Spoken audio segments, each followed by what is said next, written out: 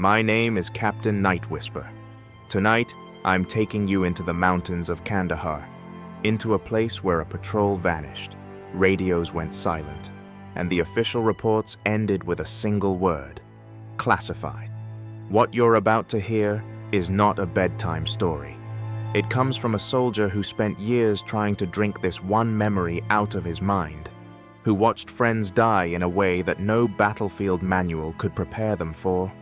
In the shadow of those cliffs, something old was waiting, something that didn't care about modern weapons, satellites, or flags sewn on uniforms. The men who walked into that valley thought they were hunting an enemy. Instead, they discovered they were prey. Now, let me tell you what they were never meant to repeat. It started with a simple fact.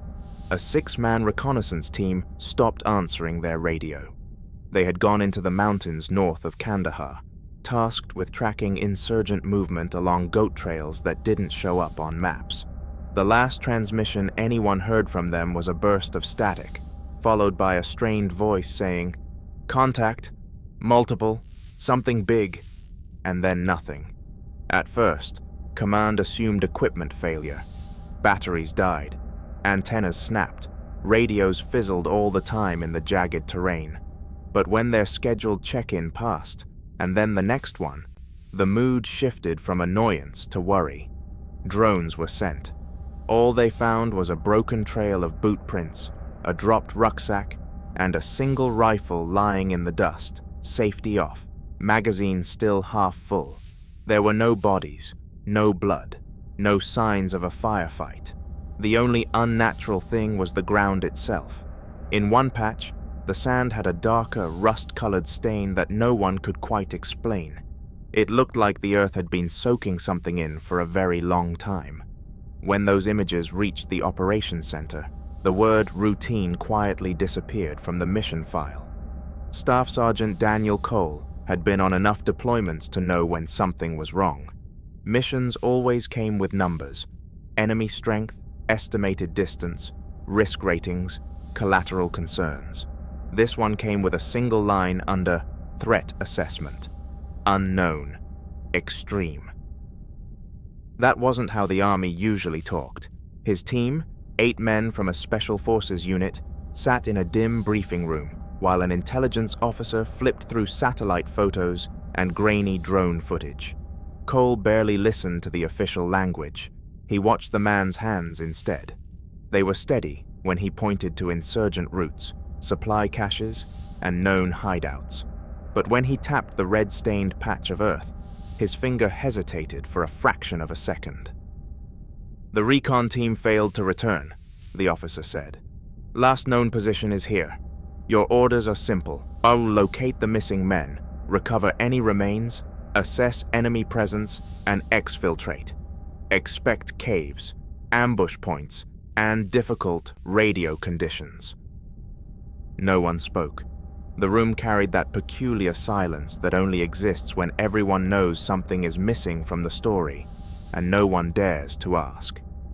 As they filed out toward the flight line, one of the younger sergeants muttered, "If this was just Taliban or AQ, they'd say it. Unknown extreme sounds like they don't even know what we're up against." Cole didn't answer. He just checked his weapon again and felt the old familiar knot tighten in his stomach. The Chinook dropped them on a narrow shelf of rock at dawn. The rotor wash flung dust into their eyes and teeth, turning the world into a blur of beige and noise for a few seconds. Then the helicopter lifted away, and the silence that followed felt heavier than the gear on their backs. The mountains were enormous walls of stone, their faces carved by centuries of wind and war. The air smelled dry, metallic, as if the land itself had bled too many times. They found the recon team's tracks quickly. The first set of prints was ordinary, standard combat boots, spaced evenly, heading deeper into the valley. They followed them in a staggered line, weapons up, eyes scanning the ridgelines, the shadows, the possible angles of fire. Then the tracks stopped, not faded, not blown over. Stopped, right in the middle of a wide patch of reddish sand. "What the hell?" whispered Morales, the team's medic. There were impressions where the boots had sunk in, clear and sharp. And then, nothing. No more footprints leading out. No scuff marks showing anyone being dragged. No disturbed rocks, no sign of a struggle. As if the men had stepped into that red dust and ceased to exist. Cole knelt and scooped a handful of the sand, letting it pour through his gloved fingers. Up close, it wasn't all one color. Tiny flecks of darker brown clung to the grains, like old, dried clots. "This isn't natural," he said quietly, mostly to himself. "Not like this." He looked up and saw the others watching him, waiting for some kind of explanation. He had none. "Stay sharp," he said instead. "We keep moving." None of them wanted to stand on that red patch for longer than they had to. They pushed farther into the valley, following the direction the missing patrol had been headed. The mountains leaned in closer, narrowing the sky to a strip of pale blue high above them. Radio signals warped, turning simple check-ins into twisted bursts of static that made the hair on the back of their necks stand up. Then they saw the other tracks. At first, Cole thought they were some kind of erosion pattern, long depressions in the dust shaped by water or wind. But water didn't flow that way on a slope like this, and the marks had a rhythm to them. Left, right, left, right. They were footprints, only they were over 3 feet long. "Someone brought a damn dinosaur out here?" One of the men tried to joke, but his voice came out too tight to pass as humor. The prints were deep, deeper than any human could press into the earth without carrying impossible weight. The heel and the forepart were distinct, as if whatever made them walked upright, and the stride between them, almost 2 meters. Could this be tire impressions? Some kind of weird vehicle? Morales asked. Cole studied them. Tires leave continuous tracks. These are steps. He didn't say what he was really thinking. Whatever made these was walking on the patrol's route, following them, and from the direction of the prints, it hadn't been running from the men. It had been hunting them. The deeper they went, the quieter the world became. At first, it was subtle, just fewer bird calls, fewer insect hums. Then there was nothing except the crunch of their boots and the occasional clink of metal against rock. Even the wind seemed to die in that place. Cole had spent enough time in hostile terrain to recognize when nature itself felt wrong. It reminded him of walking into an ambush zone, where insurgents were known to plant IEDs. Only this time, there were no villagers, no hiding places, no signs of human life at all. They passed pieces of old Afghan history, collapsed stone huts, a rusted Soviet-era shell casing half buried in dirt, a section of broken track from a long-lost armored vehicle. This valley had seen wars come and go, yet whatever ruled it now felt older than all of that. The giant footprints continued, growing fresher. The edges of the impressions became sharper, less worn by wind. Morales checked his watch and mouthed silently, "We're close." Finally, the trail led them to a narrow break in the rock, a slash in the cliff, like a wound that never healed. The air that drifted out was colder and carried a heavy, rotting smell that made their eyes water through their shemugs. "That's a cave," said Barnes, the radio operator. Of course it had to be a damn cave. Cole felt his throat go dry. He knew caves. Caves meant traps, choke points, night vision failing at the worst moment, echoes messing with your sense of direction. And yet, somewhere inside that darkness, the answer to what happened to the missing patrol was waiting. "Lights ready. Weapons up. No one goes in alone," Cole ordered.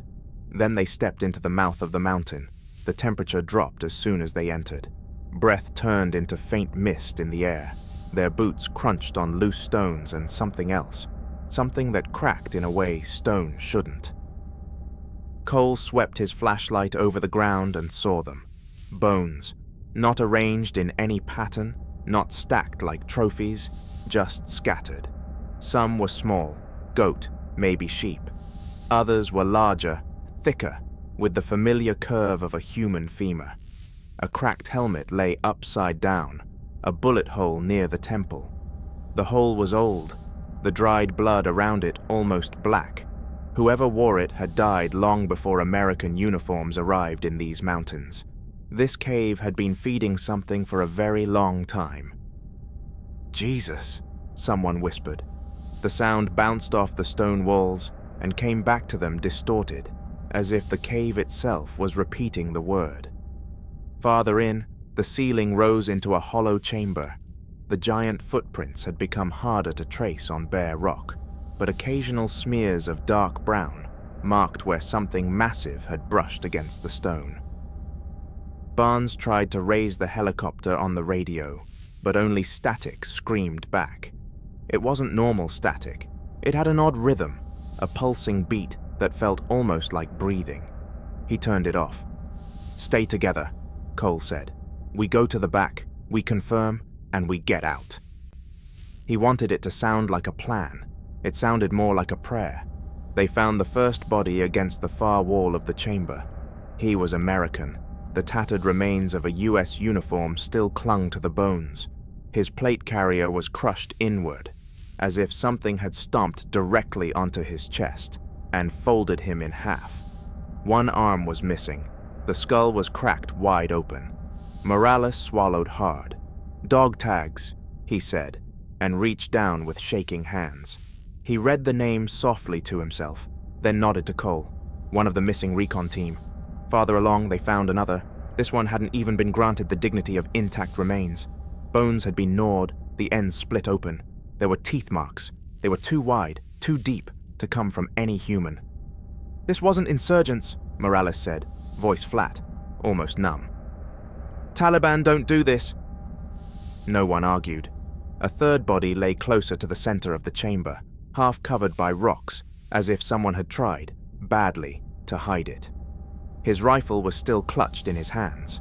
The barrel was bent at a sick angle, like someone had grabbed it and twisted it out of shape. Cole looked around at the shadows beyond his flashlight beam. He could feel the presence of something just outside his vision, like the sense of being watched in a dark room.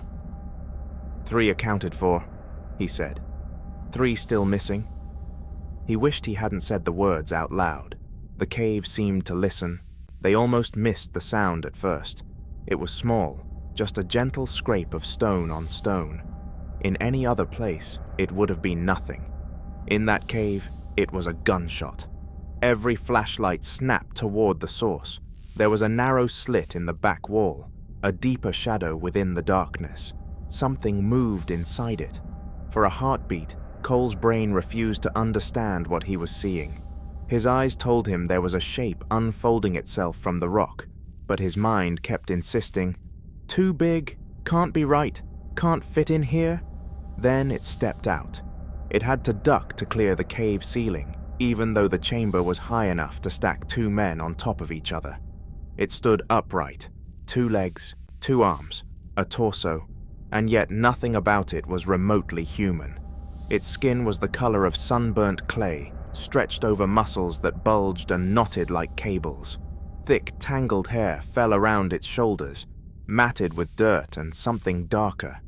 Its head was broad, with a heavy brow ridge and eyes that glowed faintly in the flashlight beams, reflecting the light back like an animal's. In one hand, it held a spear. Not some crude wooden stick, but a shaft of what looked like dark, polished wood tipped with a metal point that caught their beams and gleamed coldly. The spear tip was as long as a man's forearm. The creature squinted against the lights, snarled, and let out a sound that shook dust from the ceiling. A roar that was part human, part animal, and part something that had never had a name. For the first time in his career, Cole froze. His training, his instincts, his muscle memory, none of it knew what to do with this. The creature moved before anyone shouted, "Fire!" It covered the distance between them in a blur, crossing space that should have taken seconds in a fraction of one. The spear flashed, a streak of metal in the lamplight, and Barnes didn't even have time to scream. One moment he was standing with his rifle, the next the spear had punched through his chest plate, lifting him off his feet like a rag doll and slamming him into the cave wall. He hung there for half a breath, eyes wide with shock, before the creature yanked the spear free. Barnes crumpled to the ground, his blood mixing with the ancient stains already embedded in the stone. That broke the spell. "Contact!" Cole roared, and the chamber erupted in gunfire. Muzzle flashes lit up the darkness in stuttering bursts. Bullets slammed into the creature's chest, arms, shoulders. Dust and bits of rock exploded from the wall behind it. It staggered, but it didn't fall. It charged again, swinging the spear with terrifying accuracy. The heavy shaft caught another soldier in the side, sending him spinning across the floor. The creature's free hand grabbed Morales by the vest and flung him like he weighed nothing. Morales crashed into a pile of bones with a sickening crack. They were fighting something too fast, too strong, too big to make sense. Cole emptied a full magazine into its torso and saw dark fluid spray from the wounds. It roared again, louder, angrier, but now there was strain in its movements. "Aim for the head!" Cole shouted. "Eyes! Neck!" For the first time, he saw fear in the creature's gaze. The firefight compressed time. Later, Cole would struggle to remember the exact sequence of shots, the order of screams, the number of times he reloaded. In the moment, it was all one continuous explosion of noise, recoil, and desperate survival. Rounds hammered into the creature's face and throat. One caught it square in the eye, bursting it in a mist of dark fluid. Another tore into the side of its neck, and a third slammed into its open mouth, shattering teeth as it roared. It stumbled, one massive hand groping for the cave wall, leaving bloody smears along the stone. The spear slipped from its fingers and clattered to the ground, ringing like struck metal. For a moment it seemed almost human. It tried to take another step and dropped to one knee. Its remaining eye rolled toward them, not with animal rage now, but with something that looked suspiciously like recognition. Then it collapsed forward, shaking the ground as it hit. Dust billowed up, and bones rattled across the floor. The echo of its final breath rumbled through the chamber like distant thunder. The silence that followed was the loudest thing Cole had ever heard. He kept his rifle trained on the creature, finger trembling on the trigger. Finally, he forced himself to move closer, boots crunching over fragments of old death. Up close, the scale of it became undeniable. 15 feet tall at least, arms as thick as small trees, hands large enough to wrap around a man's torso. The wounds they'd inflicted were severe enough to shred a vehicle, and yet it had taken all of them, firing constantly, to bring the thing down. "Tell me I'm not seeing this," whispered Morales, clutching his side, his face pale. Cole didn't answer, because he was seeing it, and he knew, in that moment, that nothing in his life would ever feel entirely real again. They had lost 2 men in the fight. Barnes was gone. The second soldier lay motionless, neck bent at an angle that no one wanted to look at for more than a second. Morales was bleeding from his ribs. Another had a dislocated shoulder, and in the center of it all, like a nightmare dropped into the waking world, lay the giant. Cole forced himself into officer mode. Shock could come later. For now, they needed proof. "Photos," he ordered. "Full documentation, head to toe, wounds, proportions, the weapon too." Hands still shaking, one of the men pulled out a ruggedized camera and began snapping pictures. The flash popped again and again, illuminating details that would haunt them for years. The creature's teeth, too large, too many, stained with layers of old blood. The calloused, cracked skin of its hands, as if they'd spent centuries gripping rock and spears.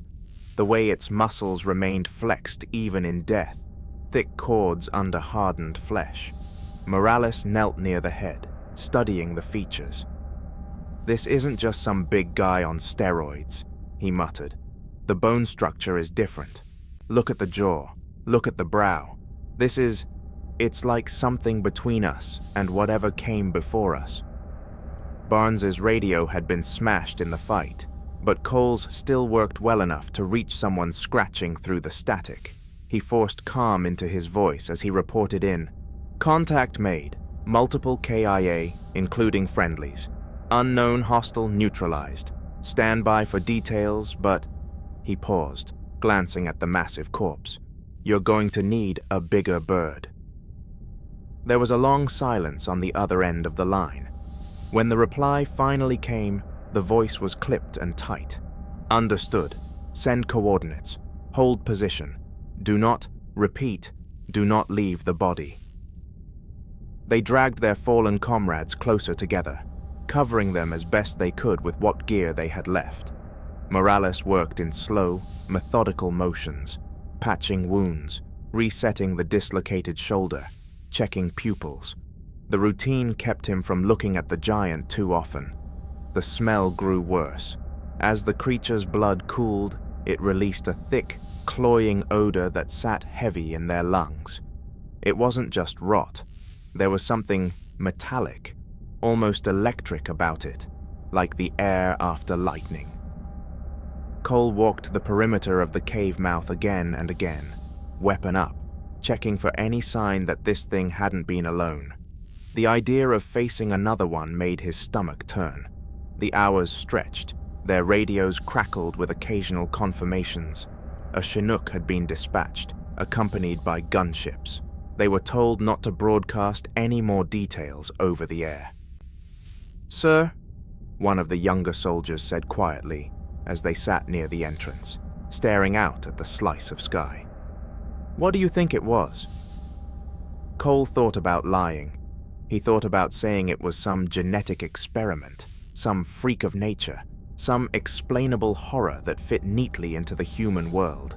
Instead, he said, "I think we killed something we were never supposed to meet."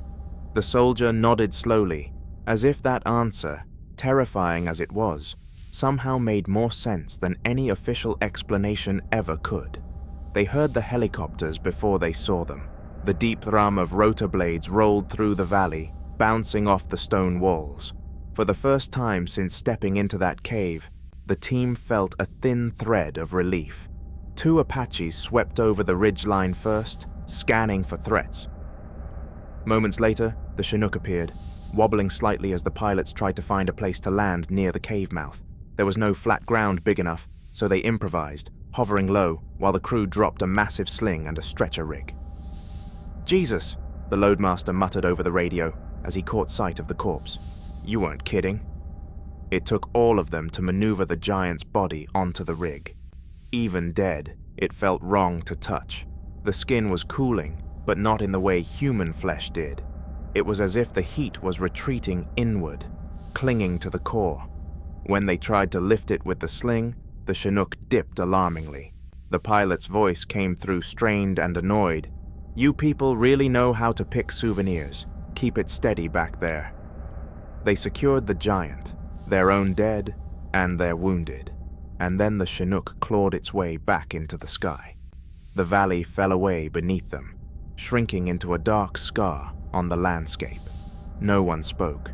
The roar of the rotors filled the silence, but underneath it, Cole imagined he could still hear the giant's roar echoing inside his skull. They didn't go back to their usual base.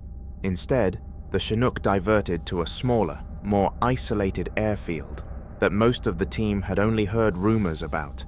There were no welcoming crews, no medics rushing out with stretchers, just a handful of figures in plain uniforms and unmarked gear waiting near a hangar. The giant's body was wheeled away first, under a tarp that did nothing to hide its sheer size. The plain-clothed men followed, speaking quietly into earpieces, not sparing the soldiers so much as a glance. Only after the creature was gone did regular army medical staff appear, as if someone had given them permission to see what was left. Morales and the others were taken to an infirmary. Cole was led somewhere else. Inside a windowless room, he sat across from a man with calm eyes and a folder so thin It couldn't possibly hold everything they'd just been through. The man didn't introduce himself. "Tell me what happened," he said. Cole did. He described the red sand, the footprints, the cave, the bones. He described the creature in as much detail as his shaken mind could manage. He expected disbelief, anger, accusations of stress or hallucination. Instead, the man just nodded and took notes.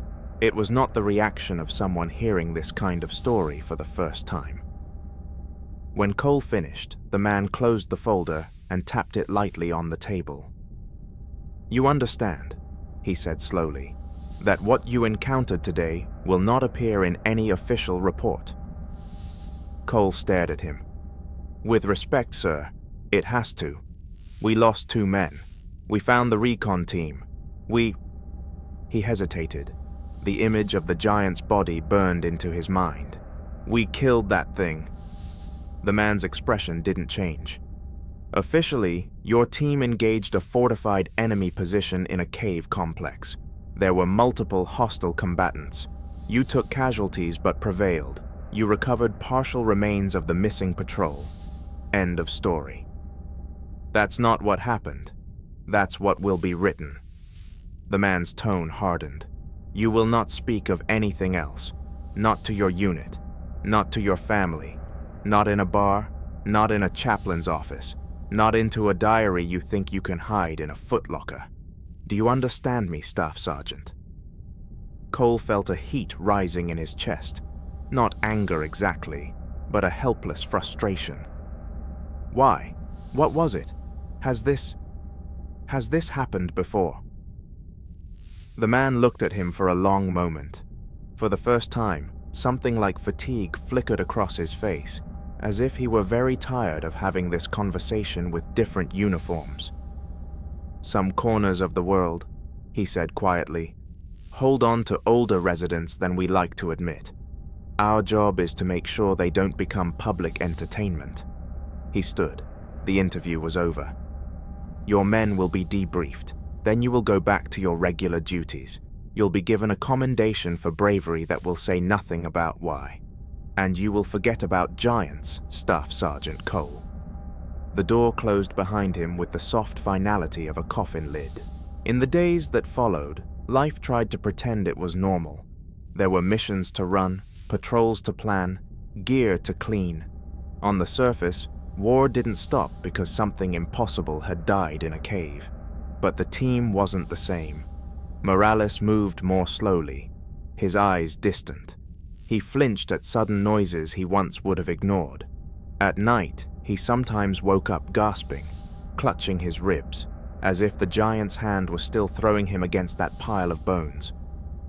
The younger soldiers whispered about it when they were sure no one in plain clothes was nearby. They used vague phrases. That thing, what we saw, the cave, as if saying the word giant would make it real again. Cole kept catching himself scanning hilltops and cliffs for silhouettes too large to be human. Every boulder at dusk looked like a crouched figure. Every shadow along a valley wall seemed to shift when he glanced away. Officially, 2 men had died in a standard cave engagement. They were sent home in flagged coffins with clean, generic citations about enemy fire and heroic action. Their families never heard the word giant. Cole tried to write it all down once, late at night, sitting on his bunk with a notebook balanced on his knees. He got 3 lines in before the pen shook so badly he had to stop. He tore the page out, shredded it, and flushed the pieces away. Years passed. The war changed names and fronts, but certain stories continued to circulate in quiet corners. Cole rotated home, then deployed again, then again. He never spoke openly about Kandahar, not the real version of it. But sometimes, in those late-night conversations that happen between people who have seen too much, he'd hear something that made the hairs on his arms stand up. A Marine in a different theater mentioned finding skeletal remains in a cave that didn't match any known animal. A British soldier in Helmand joked about the tall man in the hills in a tone that didn't sound like a joke at all. An older sergeant, long before Kandahar, recalled a story from his father about strange, oversized footprints seen during a mission in a completely different part of the world. The details changed, the locations shifted, but the pattern was the same. Something too big, too strong, too old to belong in the modern world, briefly rips through reality, takes lives, and then vanishes into the hole where classified documents go to die. Cole started to notice a specific reaction when he brought up that weird cave mission without mentioning the giant. Certain intelligence officers, certain special operations types, went very still. They would nod, change the subject, and never ask follow-up questions. He realized then that secrecy wasn't just about one incident. It was about a category of incidents. He was retired when he first heard the phrase, "the giant of Kandahar," outside his own memory.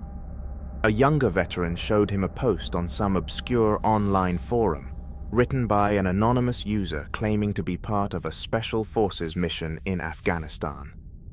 The story was messy, full of bravado and inaccuracies, but the skeleton of it was the same.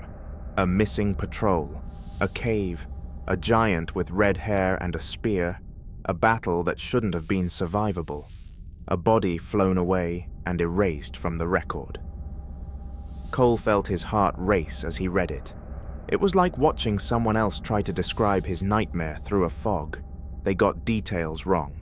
They exaggerated some parts and downplayed others.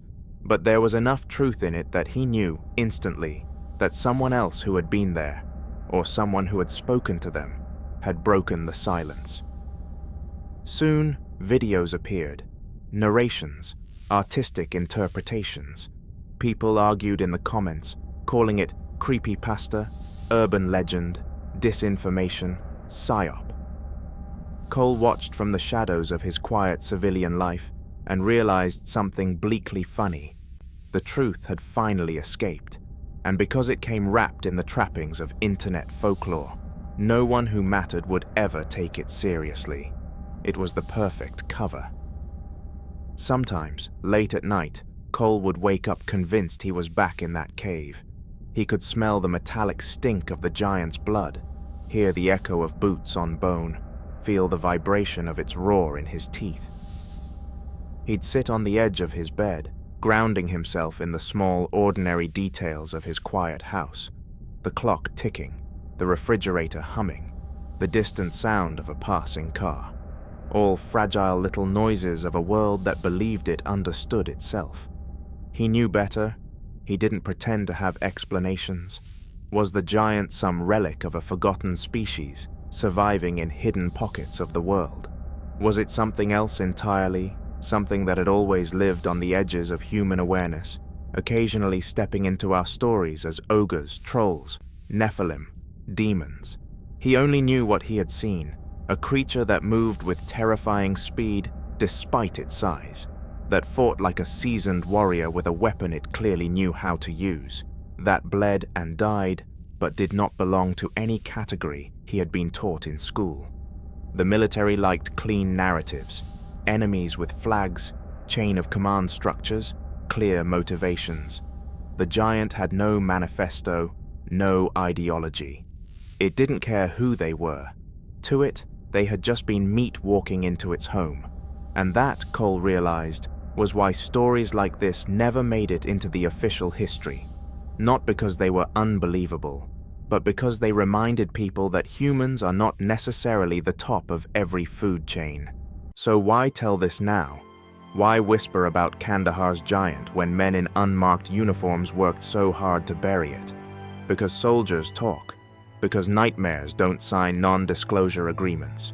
Because in foxholes, on flight lines, and in dim barracks, stories like this circulate in low voices among people who have seen too much to accept the world at face value.